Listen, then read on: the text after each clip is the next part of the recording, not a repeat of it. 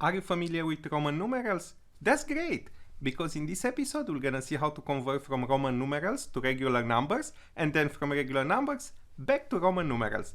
Let's get started!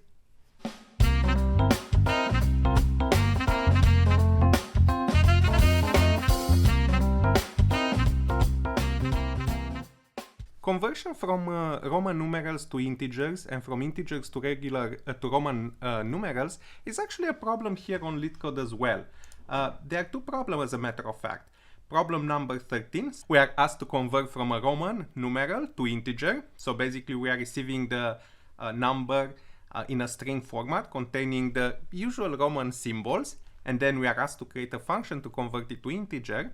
And the opposite problem, problem number 12, is we are asked to convert from an integer to a string containing the Roman numeral representation of that particular number. So these are two very interesting problems that you can try here on LeetCode. Remember number 13 and number 12. But before we actually start doing these problems, let's remember about Roman numerals. And I have here on my notebook the symbols that we use when we are writing with Roman numerals, and probably you wrote in school numbers such as 1 and 2, and you used these symbols before. So as you can see here, we have 7 symbols. Of course, you know very well the I for 1, V for 5, X for 10, but there are also additional symbols for 50, 100, 500, and 1000. And with these symbols, we basically can create numbers such as if we want to write 11, we put X and an I. There are these rules where you combine several letters to basically create a number. And then if you want 60, you put an L and an X. And if you want 62, you put an additional 2 I's at the end. So basically this is 62. And there is also some other rules. So for instance, in case if we want number 4, we actually put a symbol before. So instead of 5, we put an I before.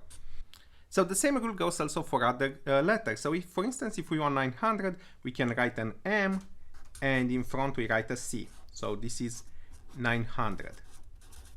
Of course, if we put the C after M, like this one, this should be 1100. So I'll go in a separate playground here instead of the LeetCode, because I want to play a little bit with the numbers. These are the symbols, and now let's try to count. So if we want to be let's put it in a command. This is 1, and then this is 2. Let's write them above. We want to count to 10, so 2, 3.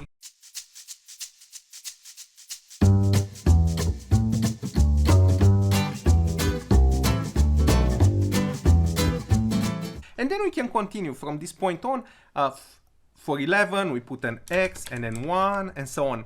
But rather than going to 11, let's actually count also the 10. So perhaps these are units. These are units. And let's see how we count 10, 20, and so on. I think it will be much useful. So this will be tens. So for tens, obviously for 10 we put an X, so let's say we go up to 9 here.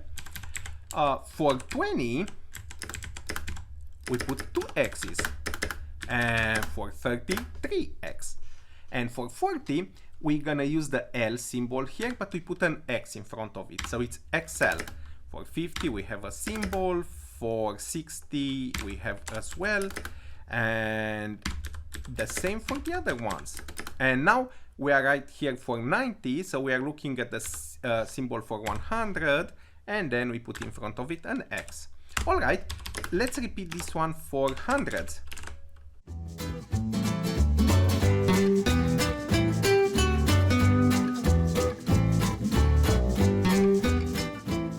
And then we are up to thousands, and here it gets interesting. Thousands. Well, for instance, in case of thousands, we have just one symbol. All right, so we can count 1000. And if we want to count 2000, we're gonna use 2 symbols. And if we want to count 3000, we're gonna use 4 symbols. What about if we want to count 4,000? Well, apparently Romans stopped at this symbol, so probably the maximum number they counted was 3,999. Or, you know what, we can extend the rule and say there are more symbols like that. That's also a perfect good assumption, but let's write it just here. And by writing it, we just observe how these numbers get composed. In general, they get composed by, adding different symbols with 2 exceptions. On this column, there was the column of 4, 40, and 400, and on the column of 9, we actually had to place a symbol in front of the actual, of a bigger symbol. So we place a smaller symbol, like 1 is smaller than 5, and X is smaller than L, and C is smaller than D, and the same on the 9 color. We had to place a symbol in front of a bigger symbol, and the meaning is that we subtract the smaller symbol from the bigger symbol. And this observation is actually what will help us to implement our algorithm. So let's implement the algorithm here really quickly. Function Roman to number. So we received a Roman number as a string. Let's start with this function first, and then we're gonna create the opposite function. So Roman to number, right? So we receive a number like perhaps MMM, and we have to provide to say which is the answer, right? So let's even write a small test for this function. So let's say let number is Roman to number, and let's use this really simple number in the beginning, and then we're gonna print it. And I'm using here the println function. It's common to this platform, but you can use console log if you're debugging on a different platform. That's irrelevant. The algorithm is just pure JavaScript code. And now, one thing to remember when you are implementing this algorithm to convert from Roman to number, so basically from string to number, is the following thing. When you're gonna scan the string, start scanning at the end. This is really interesting, and you'll see in a second, because we'll be able to implement very easily the rule that we noticed for number 4 and number 9 there. All right, so anyway, let's go inside here. So the task is to convert this kind of string to a number. So perhaps it will be really interesting if we can have inside the function a lookup table to know exactly, okay, I is 1 and V is 5 and so on. So let's create basically a map. We can use the map structure if we are developing this in JavaScript, and we're gonna say map set, and inside the map we can put, all right, the symbol I is representing number 1 and so on. So let me write the rest of the symbols really quickly. So I basically the one on top here, V5, map set X is 10, and then L is 50, and C is 100. Oh, let me copy this line. And D it's 500, and then finally we have M, which is 1000. And I just mentioned as a hint before, we're gonna scan the string, basically the receiving string here, from the last character to the first one. So, and this is the trick here. So let's scan it. So we're gonna use a for I equal s.length minus 1. This is the last index in the string. As long as I greater or equal than 0, I minus minus. All right. And now let's get in a variable n. Let's get in a variable n the number that particular letter represents. So for instance, in this case m, and then we'll move to the other m and so on. So so basically the character at that position is s of I, and to get its value we can say we can use our map. That's why we built a map, this lookup table. We're gonna ask what is the value of that character at that position. All right.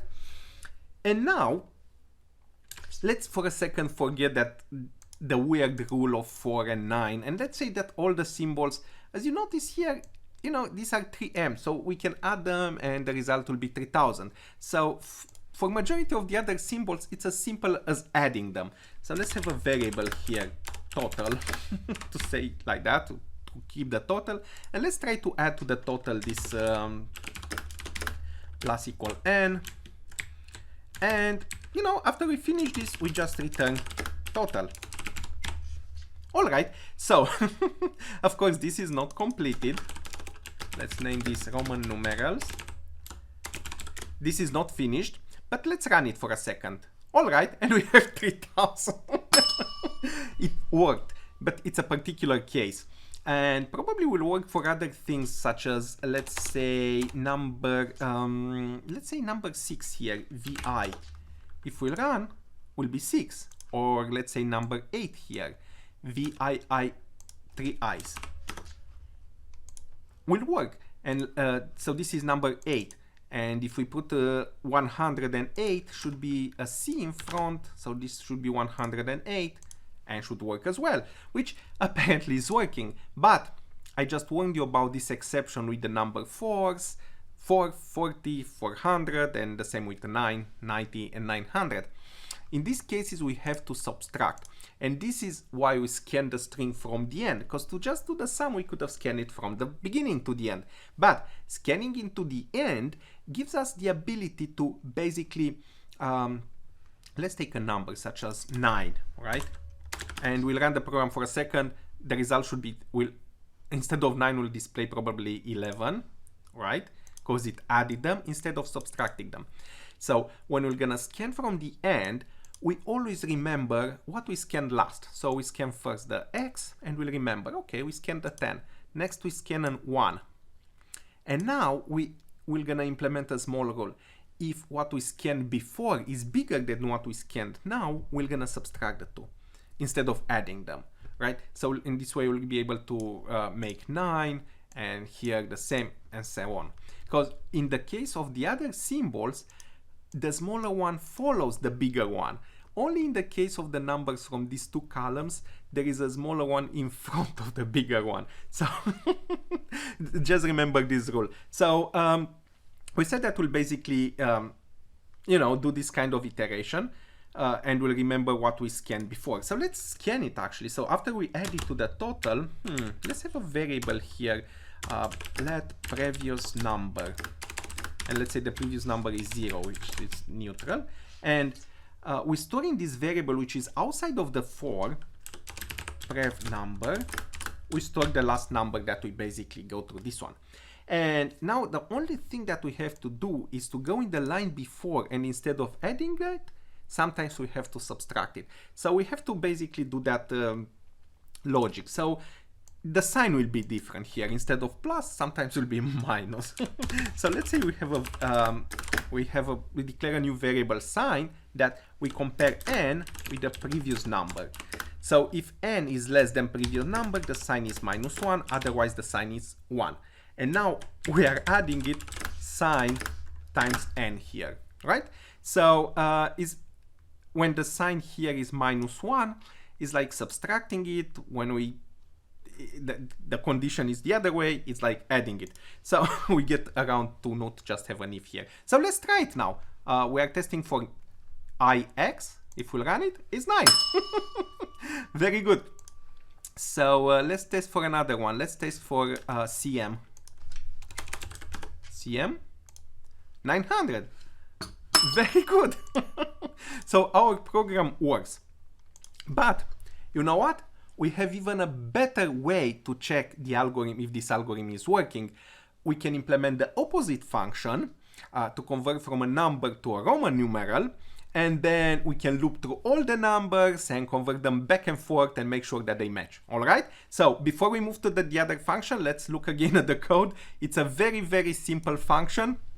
Other than the map here, it's a for with a few lines inside. The only trick that you have to remember here is to scan from the end to the first character. So we can implement this logic and subtract it instead of adding it. If you scan from the front, you'll have a much more complex logic. You'll also be able to do it, but it will be much more difficult. Let's move to create the other function, the pair function, shall we? So the pair function here, some people say is more difficult. So let's name this one number to Roman. So we receive the number this time like basically like an integer, and we have to produce back a string. Some people say this one is more tricky, although as you'll see, the code will be very, very simple.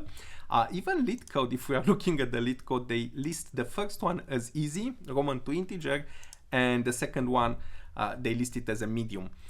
The algorithm is very simple, but again, it consists in observing some small things here.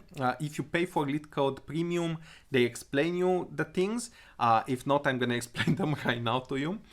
Let me pick number 10. Number 10, right? One way is to use symbol X, and this is a nice symbol and we can find it. But what if you have two symbols like this, V and V? Is this number 10? Is this 10? Of course, Romans didn't use this one.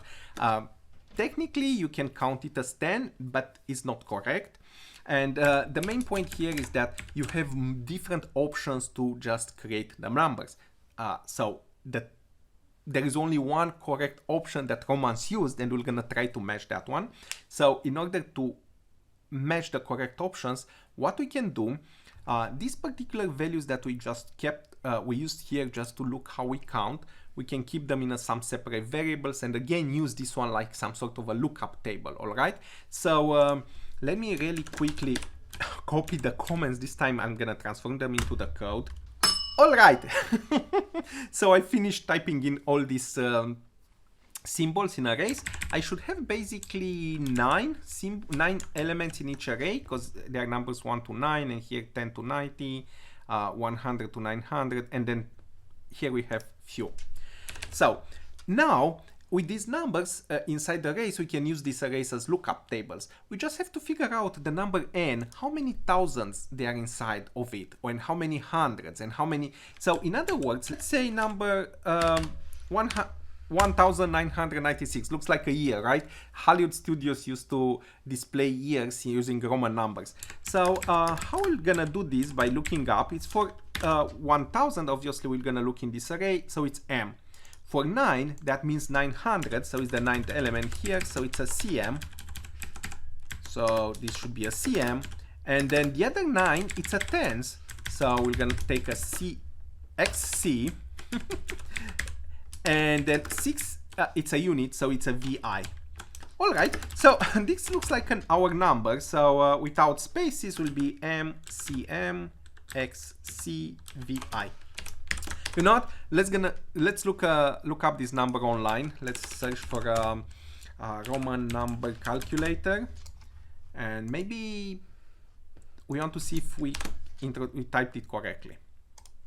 Okay, so it's not this is our number. So our algorithm seems to work. So now let's implement it. All right, let me remove these ones. And let's do the algorithm that I mentioned. We need to figure out how many thousands are in our number, and it's very easy. Let thousands. Let's name this one with AR in front, just because I want to use these variables for different things. So how many thousands are inside? So basically it's our number divided by 1000. But this will produce a floating point number, so let's round it up. It's math.floor, and our number divided by 1000. So if we have 3000 something by 1000, it's 3. So basically that's the answer for the thousands. And now we have to figure out how many hundreds we have inside, which is very easy. So let hundreds, it's this many thousands times 1000, and now from the number we subtract this one, and we divide it now this time by 100, and we take math floor because we want to round up. So just to quickly explain you what happened here. So let's say we have the number 100, again this number, from this one 1000 we'll figure out it's 1. All right, so how can we figure out the number of hundreds? Well, we subtract from this number here, the minus, we subtract the 1000, so it will remain 996, and this one will divide it by 100, which is basically, and rounding up will result 9. And we're gonna repeat the logic also for this time for tens. All right, let's go really quickly. All right. And units, we don't have to do any sort of rounding. And you know what? We can really quickly test this function. So let me print. It's always good to test partially or from time to time just to avoid accumulating error.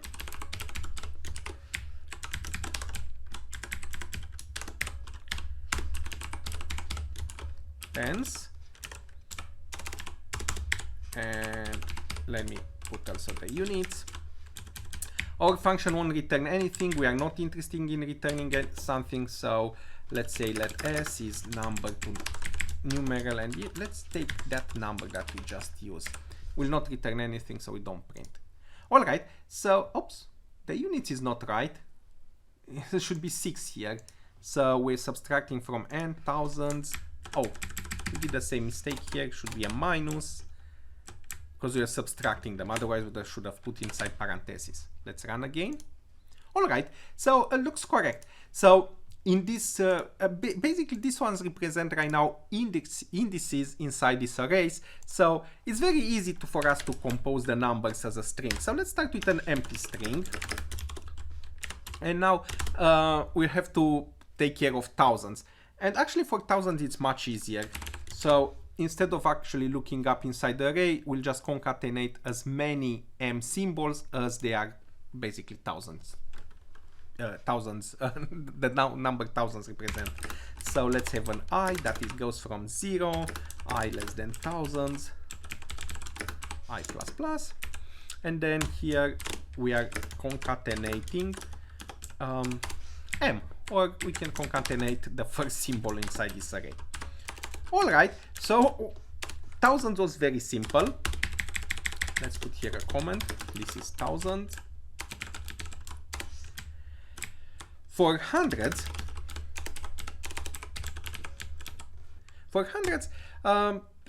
we just do a lookup in that array.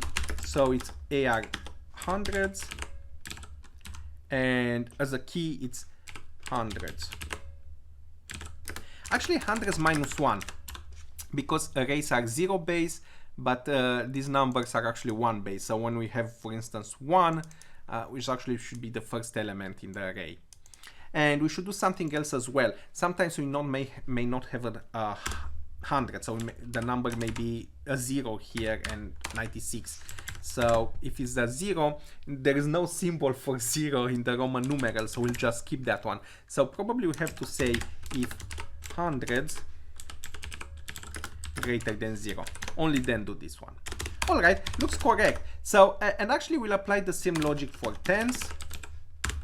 If tens is greater than 0, s plus equal AR tens, tens minus 1. And now let's do the same for units.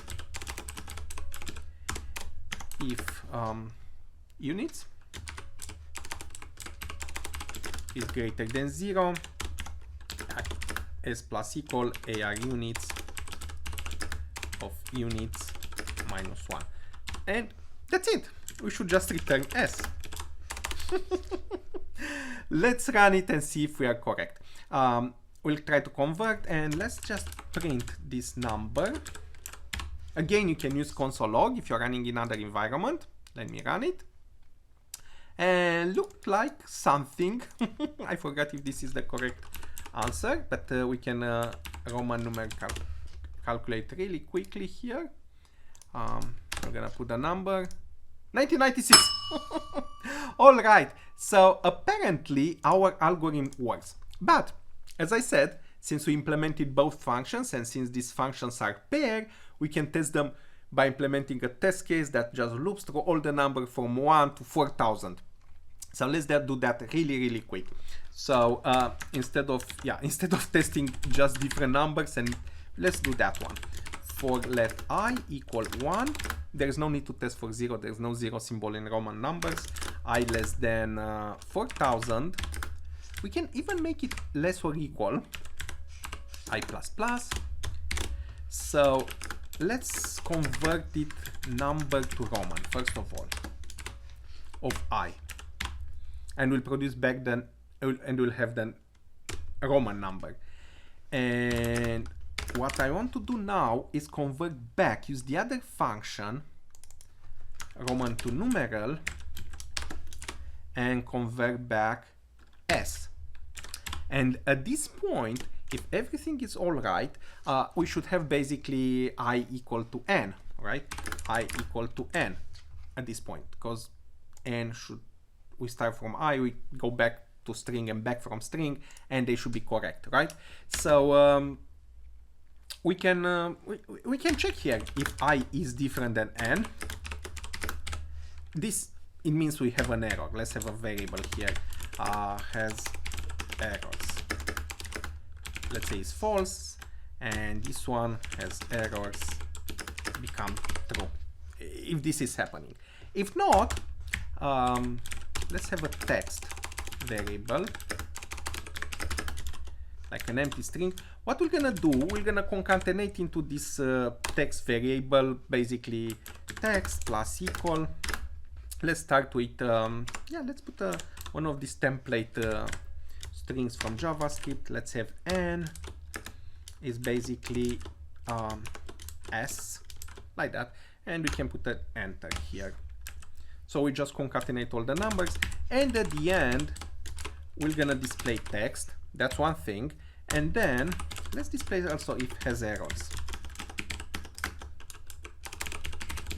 So it has errors, basically. For now we can just display this boolean flag, but if it has errors, we can come back to the code and actually display the one that are incorrect. So let's run it. Ta-da! Has error false. We just implemented correctly the algorithm, and notice it went up to 3,999 using 3 m symbols, and on 4,000 we already start with 4 m symbols, which looks a little bit funky considering that the maximum repetitions that we saw is 3. But look, all the numbers in Arabic format and in Roman format from 1 to 4,000, and I think we can go up to 10,000 if we want to, but of course we're gonna overuse these m symbols. Let's run it. Indeed, 10,000 is just m's, which some people may consider incorrect, probably thinking that Romans, they couldn't count by that number. But anyway, we are not done yet.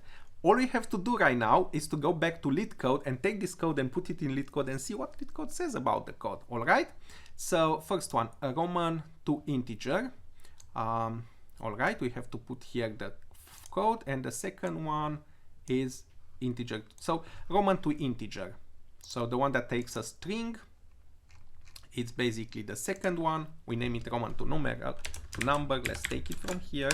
Copy. We go on LeetCode. And actually we can rename it Roman to int. We don't change the prototype, just let's remove this one. And now let's ask LeetCode to evaluate it. I think it has a run code here. Yep, run code. Accepted! Our function works. Let's try the other one. We'll take the number to Roman. And we go in LeetCode into the other problem, and let's paste it first here. We have to name it differently. Let's remove this old stub and let's run the code.